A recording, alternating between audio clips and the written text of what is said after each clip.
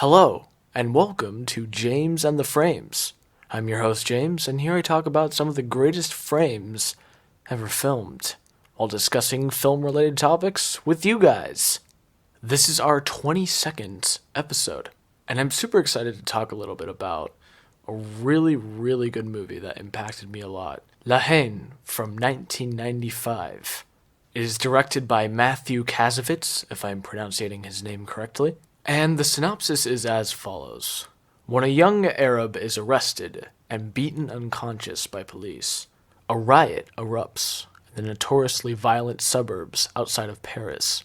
Three of the victim's peers, Vince, Said, and Hubert, wander aimlessly about their home turf in the aftermath of the violence, as they try to come to grips with their outrage over the brutal incident. After one of the men finds a police officer's discarded weapon, their night seems poised to take a bleak turn. That is a great synopsis for what is a gritty and compelling urban drama. Haine is brilliant. It has amazing performances all around from all the cast. It has beautiful black and white cinematography. The screenplay is excellent. The pacing is really well done. There's a lot I can go into, and I'm going to give a spoiler-free review right now, just to give a basic idea of what this film does so well. As I said, it's a gritty and compelling urban drama. This film takes place in a setting that is filled with hate, hence the name La Haine, as well as being very realistic and brutally honest. This film really does not hold back on its gritty nature, and it does get to be pretty violent at times. However, it goes together with the story presented so well that it's basically a fundamental part of the film itself. Of course, the film takes place in a city that is torn apart by riots and police brutality, and it's surprisingly relevant to some events happening currently in the world, which really took me aback when I saw it for the first time, how relevant this film still is in 2020. Almost 25 years after its release, it's held up very, very well. This film sends a message about the importance of not fighting hate with hate. That's a big part of what it tries to convey. There's a quote in the movie it's basically, one of the characters says, hatred breeds hatred. And through all the social commentary that this film presents, it's a very relevant line still to this day. And it also matches perfectly with one of the primary themes of the film itself, which in a way is learning to let go of your hate and maybe focusing your hate on something more positive and turning that hatred into positive energy. But I'm not going to get into that whole branch of thought here. What I want to focus on is the characters. The characters in this movie are brilliantly written. They're really compelling characters. From each introduction to each and every one of these characters, I was immediately hooked. I felt for them. I understood them. I understood their point of view. And they all have great moments, and great character moments for that matter.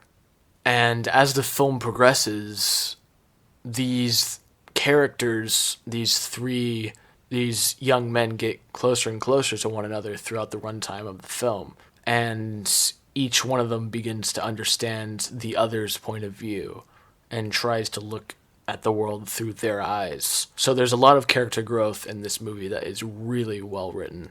The cinematography, the black and white cinematography in this movie is beautiful. It's gorgeous. There are some really beautiful shots. And some of the framing and the way shots are set up and executed. There is a lot of inspiration I noticed from some of Spike Lee's films, like the camera movements he uses. There's one shot in particular in this movie where the camera basically it zooms forward until magnifying a very small detail. For example, it'll be something on a character's hand or someone who's standing far away, the camera just kind of just zooms towards them, and it's really great cinematography. The screenplay, as I said, it's excellent. The pacing is really, really well done. And I did notice that I honestly look at this film as a companion piece to the 2002 Brazilian film City of God. They have some similarities that I'd honestly love to touch on in a YouTube video or something like that, because they both share that urban style. And this urban style, this gritty way of filming events on screen, makes it look more like a documentary than an actual film. I honestly was so immersed with this movie that I, at some points, felt like I was watching a documentary. And the last 5 minutes of this film will take your breath away. I'll just leave it there because I'm going to jump into that whole discussion right now. But it's really great. And I'm just going to wrap up the spoiler-free review right here. Haines, if you haven't seen Haine, go ahead and see it. Little heads up, there aren't any Q&As for this episode because, number one, not a lot of you have seen Haine, which it's good. It's fine. It gives you all the more reason to go watch it, so go watch it. And two, because I kind of want to focus on the film this time around. I'm not saying that I don't like your guys' questions. I always have, and they're awesome. But just for this episode, I felt like... Just for this episode, I'd like a change of pace, if that's all right with you guys. And I'm really going to go into interpretations more than deep spoiler talk, like full in-depth analysis. Like, I just found some points that I found very interesting that I wanted to touch on. So, 3, 2, 1, all right. First of all, this film has an open ending, which, as you all know, is probably my favorite way to end a film. That's a huge plus that I can take from this movie. But I do want to get into some interpretations about some of the moments in Haine, so I'll start with this one. When one of the characters sprays out the saying, "The world is yours," and replaces "your" with "ours," it's a great way to show the progression of this group of friends. I think that at the start of the film, each member of the group has their own view of the world, making the quote, "the world is yours," quite relevant to each of their stories. However, as the story progresses, and especially in the nighttime portion of the film, that quote becomes obsolete. The friends become closer and closer over that period of time, and the erasing of the word yours and replacing it with ours symbolizes the bond that these characters now have with one another.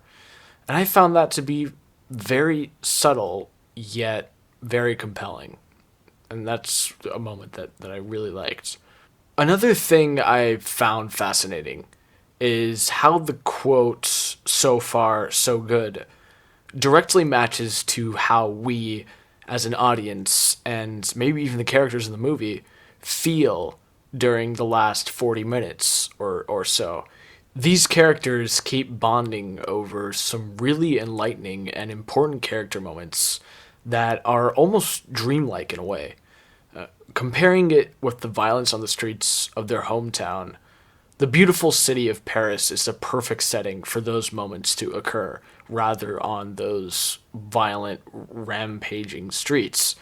They rather occur in a more serene landscape. And again, to compare the quote, "so far so good," with the overall progression of the story, it serves as a great parallel and a reminder for what's to come, in a way. If you've seen the movie, you know the quote, "so far so good," comes from the story one of the characters tells us, I believe near the beginning and near the end of the film, about a guy who fell off a skyscraper who kept reassuring himself about his fate. You know, like, "so far so good, so far so good." That directly relates to the journey these characters take throughout the film. Especially the final quote of the story, which is, "how you fall doesn't matter. It's how you land." And the destiny of each of these characters is already predetermined, and it's inevitable. And it really doesn't matter how they fall, it's how they land. And if they were falling, alright, so let's say, if they were falling we can translate falling to progression or character development or how they grow closer throughout the story. If they were bonding in their hometown amongst the riots, amongst the violence, that wouldn't matter because they would have still shared those intimate moments one way or another. What really matters is how they land, how they learn to accept one another, how to look through the other one's eyes and understand their point of view. So just to reiterate, how you fall doesn't matter. It's how you land. How these characters interact or where these characters interact, it doesn't matter. Because it matters how they come out in the end. And I actually think, contradicting my own opinion here, I actually think that if they hadn't gone to Paris and stayed in the violent city amongst the riots and all the brutal violence, I think they would have grown more apart. And to have Paris as a setting really helped them to grow closer. So actually their journey is similar to the quotes, except that it kind of does matter how they fall. But maybe it doesn't matter how they land, because they're all going to land in the same spots when the day ends. Those are two ways to look at it. I think I'm going to go with the latter, what I just said. I think that might be my interpretation of the movie. Because injustice will eventually come crashing down upon these characters. And as I said, the destiny of each of these characters is already predetermined. And on second viewing, it makes the story even more tragic. Stuff like that it makes this film so incredibly good. I've seen it twice already, and it's becoming one of my favorites. It's really, really good. And I'm just going to touch a little bit on the open ending. Of course, in the end, we see that one of our main characters, Vince, actually gets shot in the head and killed. Accidentally, of course, but he gets shot and killed. And Hubert rushes to his aid and points the gun at the other officer's head, and they kind of have a standoff. And I like the visual parallel to the opening scene when the camera dollies into Said's eyes. You see the camera dolling into his closed eyelids, and in the beginning of the film, he has his eyes closed kind of because he's just innocently closing them. And at the end of the film, he closes his eyes because he can't watch the reality of the violent world that he lives in. And we see him close his eyes with the same exact shot, and we hear and see a gunshot as well. And the film ends. It cuts to black. And I was honestly left breathless the first time I saw it. I just was completely shocked, and I just kept watching the credits, trying to process what I just saw. Not because of the shock value that this scene presents. That's apparent. But more so of the parallel between the beginning and the end of the film. And it kind of works like a clock. Like the main dial is the story moving forward. And we see that at the brilliant intervals that add so much tension, the mini intermissions with the time of day, which is just brilliant. It cycles throughout an entire day.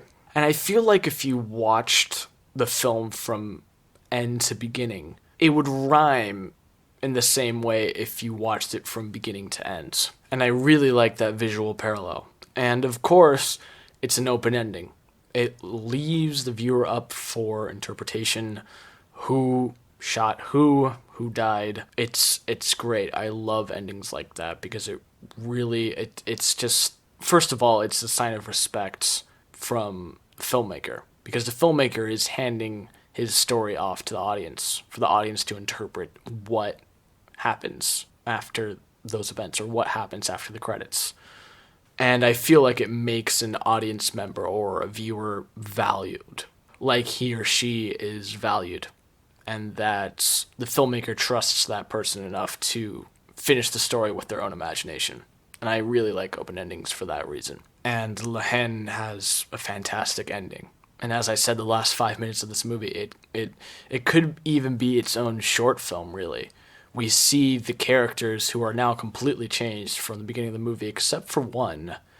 That one being Said, who is still innocent up until the last 2 minutes of the film, when he witnesses the murder of one of his best friends, and then witnesses what could possibly be another murder right in front of him, be it of his best friend or of a police officer. I mean, those are some pretty brutal events that would change someone. And I find that ironic that his character development starts right there. And we are left up to interpret what will happen to that character after those events and when the credits start rolling.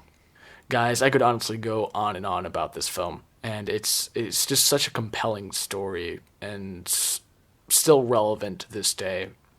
And it's really well written, it's really well shot, it's really well acted and directed. The direction is outstanding. And as a score, I'd give it a 5 out of 5. A 5 out of 5. Solid 5 out of 5. And I highly recommend it. And I'd honestly love to do a video about it for YouTube. So stay tuned for updates on that. But for now, I'm going to wrap up here. And yeah, I've been somewhat inactive and not uploading as much because I'm really busy at the moment. So I thank you guys for being patient and sticking with me. All my past reviews will be re-uploaded soon, so you guys can listen to them, and more reviews are on their way with some really great films that I can't wait to talk about with you guys. But for now, thank you for listening to another episode of James and the Frames, and I will see you after the credits.